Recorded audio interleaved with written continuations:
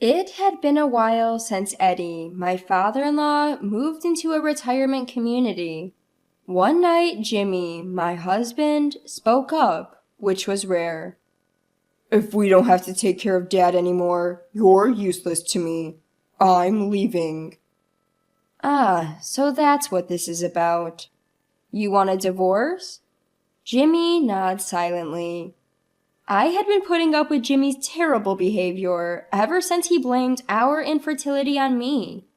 I decided to accept the divorce. I'll give you all the money we've saved together for your poor self. With that, Jimmy left and moved back to his parents' home. After the divorce was finalized, I got a call from my ex-husband Jimmy. You were planning to set me up, weren't you? At this point, he had lost his home, savings, and job. My name is Nina Dowell. I'm almost 35. I married Jimmy, my childhood friend, who is a year younger than me, 10 years ago. We're currently renting an apartment and living together. We grew up in the same neighborhood and played together since kindergarten. Jimmy's family was wealthy, and they lived in a mansion. We used to play hide and seek there. The place was so big that when Jimmy couldn't hide anymore, he would run to me crying, "Nina, Nina." I fondly remember how adorable he was, following me around. When I was in first grade, Jimmy envied my new backpack. "Let me borrow your backpack." He would borrow it and wear it with a big smile on his small back. A year later, when he got his own backpack, he started showing it off to me. I thought that was cute too. Jimmy outgrew me in height when I was in fourth grade. By then, he had become a basketball player and was good at academics. I used to get presents and cards from him every Valentine's Day. Around that time, I started getting jealous of the girls around Jimmy. I didn't realize it then, but now I know it was love. My first love. Years passed, and when Jimmy and I were in high school, he suddenly confessed his feelings. We started dating. After graduating from college and working for about 2 years, we decided to get married. Looking back, I've known Jimmy for a long time. My mother-in-law had already passed away, and my father-in-law was living alone in a big house. I would visit Jimmy's family home a few times a week to keep Eddie company and help him with chores. I often helped with shopping in the evenings. Eddie had always treated me like a daughter since I was little. I was fond of him and called him Eddie as if he were another father to me. I never thought he would actually become like another father to me. We both worked and had a joint bank account to save money for when we had kids. That said, I was worried because we couldn't have children. I'm already 35, which is generally considered an age for high-risk pregnancy. You're getting older. Maybe it's time to give up on having kids? Lately, Jimmy has been blaming my age for our inability to have children, and he's become disinterested in trying. Despite being hurt by his words, I still wanted a child with the man I love. I wished he would at least accompany me to medical checkups and be as informed about it as I am. Go to the hospital yourself. I'm busy with work. When did my husband become like this? Is it since he started working and coming home tired every day? He's become cold towards me. Jimmy is a salesman, so maybe he's stressed from work. I try to make home a relaxing place for him, but it doesn't seem to resonate. As March was coming to an end and Easter was approaching, I asked Jimmy, "Where are we going for Easter this year?"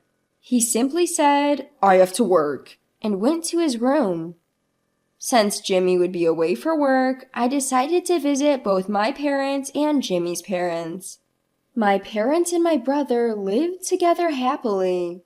Because my brother stays with them, I only visit a few times a year, but they always welcome me warmly. "I'm home."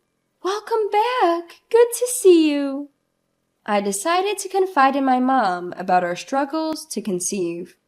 She gently held my hand and told me, "Don't rush." Her words lightened my heart a bit. Thanks, Mom. Time flew by as I relaxed at my parents' house. It was already evening, and I had to go home to prepare dinner. I'm leaving now. Come back anytime. Home is always warm.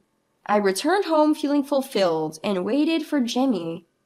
He came home around 7 p.m., but he had already eaten dinner and went straight to his room. I ate a hamburger alone and put Jimmy's portion in the fridge. I was so happy during the day, but now I feel like crying. I wondered where I went wrong, but couldn't figure it out. Did I ever neglect Jimmy? Did I ever say something cold to him?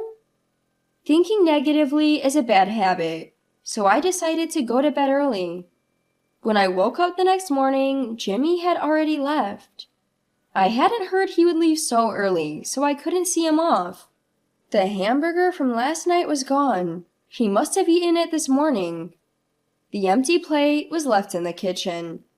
I've been telling myself that Jimmy is tired from work, but I work too, and I'm starting to feel like I can't take it anymore. Since it's my day off, I headed to Jimmy's parents' house in the morning. Welcome! Eddie greeted me warmly. Are you about to have breakfast?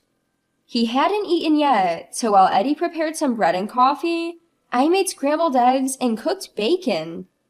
I was worried that I might be intruding so early in the morning, but Eddie smiled and said, "Thank you, it's delicious." It's been a while since someone complimented my cooking, and it feels really good. Jimmy used to enjoy my cooking, but he hasn't said anything like that in years. I'm glad you like it, Eddie. Since I could spend my day off at Eddie's, we chatted and watched TV until the evening. We even got excited talking about a TV show we both like. You like that show too, Nina? Eddie and I have quite similar tastes. I decided to prepare not just lunch and dinner, but also some meals for Eddie to keep. Thank you so much for doing all this, he said multiple times as he saw me off, warming my heart. On my way home, I saw something shocking. Jimmy was coming out of an arcade, dressed in a suit. Maybe he finished work early because of Easter and stopped by. That thought crossed my mind, but I couldn't shake off my unease. The next morning, I decided to follow him to see where he was going. I felt guilty for doubting Jimmy and thought about turning back several times, but he ended up going to the same arcade as yesterday. Jimmy is lying to me. The realization hurt. When he came home that night, I confronted him about what I'd seen. Were you really at work? Please be honest. I tried to ask as gently as possible, but Jimmy didn't apologize. Instead, he raised his voice. We used to have some money to spend freely, but now we don't because we're saving for the future. But that's for our future children. At your age, you can't have kids anymore. I want to stop saving and enjoy the present. His words left me stunned, a mix of surprise and sadness. I couldn't find the words to respond. The conversation ended there. Jimmy sighed and went to his room. It was clear he wasn't thinking about our future. A few weeks later, I got a call saying Eddie was injured. I rushed to the hospital, but Jimmy said he was too busy with work to come. Eddie's injury wasn't serious, but it led to the decision for him to move into a retirement community. Eddie himself suggested it. I don't want to be a burden on you, Nina. I told him it wasn't a burden, but I also realized I couldn't be there for him all the time because of my work. I helped Eddie with the paperwork and preparations for moving into the retirement community. How is Jimmy doing lately? He seems busy with work. That's all I could say. Eddie seemed to sense something, but didn't press further. Jimmy hadn't visited his parents' house for a while, and didn't help with any of the preparations. A few days later, the day came for Eddie to move into the retirement community. I accompanied Eddie to the retirement community early in the morning. It was already hot outside, and I was sweating after just a short walk. Jimmy was off work today, but he said, "You going alone is enough," and left for somewhere else. "Nina, you've been a real help. Thank you." "I'll visit you again on my next day off." Eddie smiled warmly at me. One evening, after some time had passed since Eddie moved to the retirement community, Jimmy surprisingly initiated a conversation. "So, now that Dad's in the retirement community, you don't have to take care of him anymore, right?" I tilted my head, not understanding what Jimmy was getting at. Jimmy continued, serious-faced. "You're unnecessary. I'm leaving this house." "Ah, I see. So, you want a divorce?" Jimmy nodded silently. Ever since he blamed me for not being able to have children, my feelings for him had cooled. I easily accepted the divorce. We started discussing property division, including our shared bank account. I'm not good at these kinds of conversations, but they're unavoidable. That's when Jimmy said, "I'll give you all the money we saved together." Jimmy seemed to have strange confidence because his family is wealthy. As we proceeded with the divorce, Jimmy moved back to his parents' home. Goodbye. Yeah. It felt so anticlimactic, considering we'd spent so much time together since we were young. A few days after Jimmy moved back home, our divorce was finalized. Both of us were about to take new steps in life. Just then, I got a call from Jimmy. "What the hell is going on?" He said that movers had suddenly shown up at his parents' house and started taking furniture. He accused me of doing something. Actually, when Eddie was still at home, he had told me. "Jimmy never visits. Maybe we spoiled him because we had money." Eddie looked sad. When Eddie moved to the retirement community, he said, "I won't use this furniture anymore, and if I give it to Jimmy, he'll just waste the money," and had transferred everything to me. So the movers were arranged by me. I also told Jimmy that the house and land were already on the market and a buyer had been found. "You can't just do that." Jimmy had apparently counted on the house, land, and furniture for the divorce and was yelling at me over the phone. "You hid this to trap me." Since Jimmy wouldn't listen, I decided to let his father explain.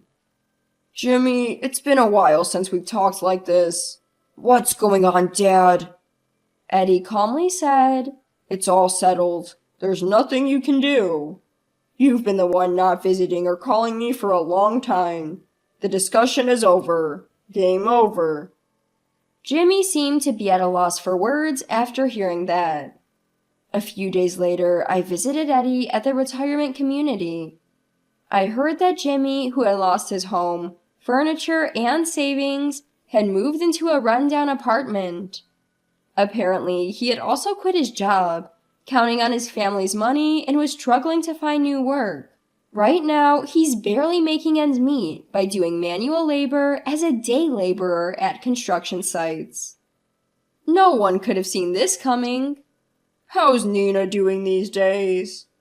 I rented a place near my parents' house and am living quietly. I spend weekdays having dinner and weekends at my parents' house, unless I have other plans. My parents and brother are happy to see me so often. I'm also happy to help with household chores. "Nina, you're such a good kid." Eddie smiled at me as he always does. Then he continued with a smile. "Jimmy came to see me 3 days ago. He asked how I was doing here and if there was anything he could do for me." Hearing this, I felt a bit relieved. Maybe Jimmy had finally come to his senses. Being in a tough situation made him realize how privileged his past self was, and what he should truly value now.